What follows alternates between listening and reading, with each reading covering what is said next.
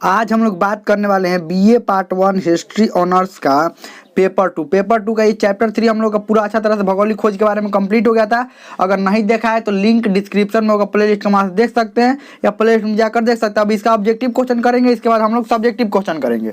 तो चलिए हम इसका ऑब्जेक्टिव क्वेश्चन देखते हैं। और इसमें पेपर 1 पूरा अच्छा तरह से सभी चैप्टर कंप्लीट करवा दिया गया है। अगर नहीं देखा है तो लिंक डिस्क्रिप्शन में होगा पेपर 1 का, वहाँ से देख सकते हैं, या इसी चैनल पर प्ले लिस्ट भी बना हुआ है पेपर 1 का, उसको उस क्लासेस को भी देख सकते हैं। तो चलिए ऑब्जेक्टिव क्वेश्चन की तरफ हम लोग बढ़ते हैं।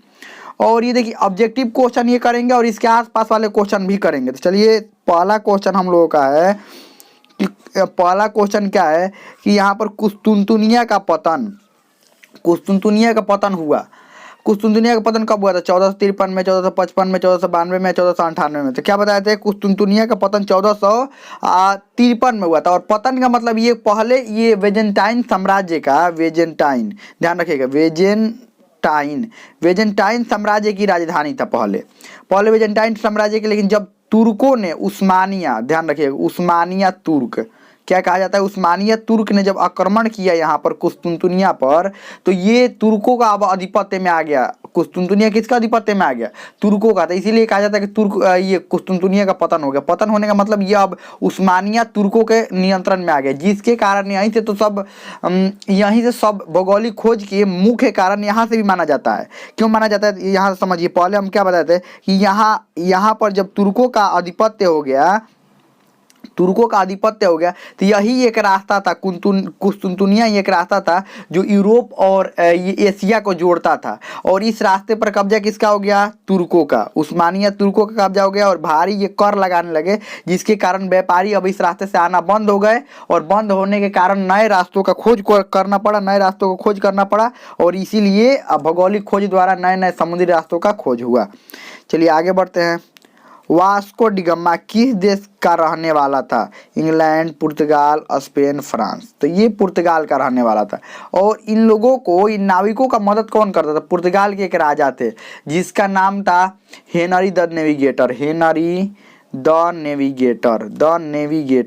इसने स्कूल भी ओपन करवाया था, इसने हेनरी द नेविगेटर ने एक स्कूल ओपन करवाया था, स्कूल खुलवाया था, जिसमें क्या था कि सभी नाविकों को ट्रेनिंग दिया जाता, प्रशिक्षण दिया जाता था कि समुद्र में जो जहाज है वह कैसे चलाया जाता है, अपना जीवन यापन समुद्र में कैसे किया जाता है, नए देशों का खोज कैसे किया जाता है। जी हाँ, जहाँ से ट्रेनिंग, वो कोलंबस ने भी ट्रेनिंग लिया था यहीं से। वो तो हालांकि कोलंबस इटली का था, लेकिन ट्रेनिंग यहाँ से लिया था, ध्यान रखिएगा। और इसमें देखिए अब यहाँ पर थोड़ा समझ लेते हैं कि यहाँ पर देखिए पुर्तगाल है, ये पुर्तगाल, तो पुर्तगाल से ये कहाँ पर पहुँचा? यहाँ पर दक्षिण अफ्रीका के दक्षिणतम बिंदु, यहाँ पर उत्तमासन त्रिपुर। और यहाँ से इसको एगो भारतीय व्यापारी मिला था जिसका नाम था अब्दुल माजिद। तो यहाँ से ये अब्दुल माजिद ने बता दिया कि जाइए, और यहाँ पर ये पहुँच गया भारत में। वास्को डिगामा पुर्तगाल से कहाँ पर पहुँचा?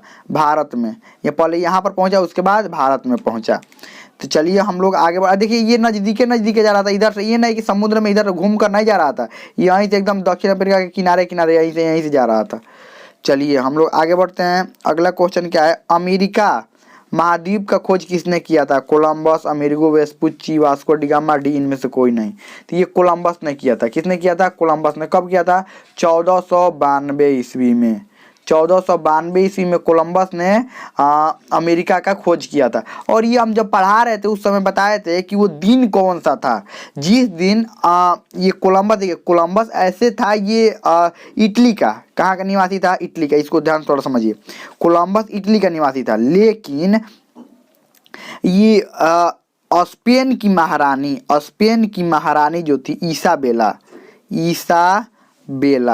इनकी सहायता से ये भौगोलिक खोज करने निकला था कोलंबस, इनकी सहायता से। तो इसने जब 1492 में अमेरिका का खोज किया, तो 1492 का वो कौन सा दिन था? हम जब पढ़ा रहे थे उस समय बताए थे कौन सा दिन था जिस दिन ये अमेरिका पहुंचा था। और उसी दिन को, वही दिन स्पेन में राष्ट्रीय अवकाश घोषित किया गया। वो कौन सा दिन था? आप कमेंट में लिखकर जरूर बताइएगा कि वो दिन कौन सा था जिस दिन ये कोलंबस को अमेरिका पहुंचने पर नई दुनिया खोज करने के उपलक्ष्य में स्पेन की महारानी ने उस दिन को राष्ट्रीय अवकाश घोषित किया था। 1498 तो 20 ईस्वी है, और वो दिन कौन सा था आपको कमेंट में लिखकर जरूर बताना। ये अमेरिगो वेस्पुची को तो पहचानते ही हैं, दोबारा ये अमेरिका पहुंचे तो कहा कि नहीं, कोलंबस ने भारत का खोज नहीं, एक नई दुनिया का खोज किया है। चलिए आगे बढ़ते हैं। तो यहीं पर देख लेते हैं, देखिए यहीं से तो निकला था, यहाँ स्पेन से निकला था ये, हालांकि कोलंबस इटली का था और पहुंच गया इस यहाँ पर इस क्षेत्र में। ये करेबियाई 15 करेबियाई क्षेत्रों का समूह है, जो कि वर्तमान में इसको वेस्ट इंडीज कहा जाता है। ध्यान रखिएगा, वर्तमान में इसको क्या कहा जाता है, वेस्ट इंडीज। और यहीं से ये पहुंचा था कौन, कोलंबस। आ रहा था इधर पूरब की तरफ, इधर चला गया पश्चिम की तरफ, और ये खोज दिया नई दुनिया। चलिए आगे बढ़ते हैं। अगला क्वेश्चन क्या है, उत्माशा अंतरिक्ष का पता किसने लगाया था। उत्माशा अंतरिक्ष का Columbus, Amerigo Vespucci, Vasco da Gama या बार्थोलोमेओ डियाज।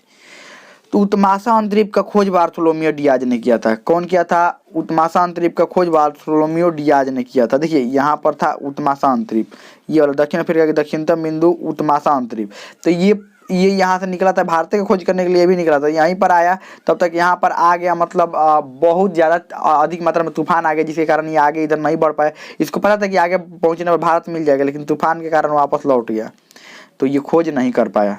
चलिए आगे बढ़ते हैं। अगला क्वेश्चन क्या है, अगला क्वेश्चन है, इसका आंसर हो जाएगा बार्थोलोमेओ डियाज, तो उत्माशा अंतरिक्ष का खोज। इसको इंग्लिश में केप ऑफ गुड होप भी बोलते हैं, ध्यान रखिएगा। धर्म युद्ध हुआ था ईसाई और तुर्कों में, हिंदुओं और ईसाइयों में, हिंदुओं और मुसलमानों में, बौद्धों और मुसलमानों में। तो ईसाई एवं तुर्कों में हुआ था, ध्यान रखिएगा। धर्म युद्ध किसके किसके बीच में हुआ था, ईसाई एवं तुर्कों में हुआ था। चलिए आगे बढ़ते हैं। दूरबीन का आविष्कार किसने किया था, केपलर, कोपर्निकस, गैलीलियो और डी इनमें। देखिए बहुत सारे नाम मिलते हैं, दूरबीन का आविष्कार देखिएगा तो नाम बहुत सारे मिलते हैं, लेकिन मुख्य रूप से माना जाता है गैलीलियो ने किया था। चलिए आगे बढ़ते हैं। समुद्री मार्ग से विश्व परिभ्रमण पहले किसने किया, केपलर, मैगलेन, कोलंबस, डी इनमें से कोई नहीं। तो ये मैगलेन ही था जो समुद्री मार्ग से विश्व का परिभ्रमण किया था, विश्व का चक्कर लगाया था मैगलेन अपने नाव से। चलिए आगे बढ़ते हैं। ऑस्ट्रेलिया का खोज किसने किया था, केपलर, मैगलेन, कोलंबस या डी इनमें से कोई नहीं। तो देखिए ऑस्ट्रेलिया का जो खोज है वो, इसका जो आंसर हो जाएगा ऑप्शन डी हो जाएगा, इनमें से कोई नहीं। कैप्टन कुक द्वारा ऑस्ट्रेलिया का खोज किया गया, ध्यान रखिएगा। कैप्टन कुक द्वारा ऑस्ट्रेलिया खोज किया गया, इसीलिए इसका ऑप्शन क्या हो जाएगा, डी। चलिए आगे बढ़ते हैं। अगला क्या है, कालीकट का राजा था, कालीकट जो कालीकट ऐसे बंदरगाह था, तो वहाँ उस क्षेत्र का राजा कौन था, जामेरिन, चंद्रगुप्त मौर्य, पुष्यमित्र शुंग, डी में से कोई नहीं था। जामेरिन जब ये पहुंचा था कालीकट, वास्को डी गामा जब कालीकट पहुंचा था, तो यही जामेरिन ने स्वागत किया था इसका कालीकट में। वास्को डी गामा का 1498 में पहुंचा था वास्को डी गामा, तो इसका वास्को डी गामा का स्वागत जामेरिन ने किया था। चलिए आगे बढ़ते हैं। अगला है, निम्न में से दास व्यापार का केंद्र कौन बना, वेनिस, लिस्बन, तुर्क या डी इनमें से कोई नहीं थे। लिस्बन दास व्यापार का सबसे प्रमुख केंद्र था। तो हमें लगता है समझ में आ गया होगा। अब इसमें और भी अभी ऑब्जेक्टिव क्वेश्चन कुछ है, तो हमें लगता है बहुत अच्छा समझ में आ गया होगा। इसमें कोई भी डाउट हो, कोई भी क्वेश्चन हो, आप कमेंट में पूछ सकते हैं, मतलब समझ में आ गया।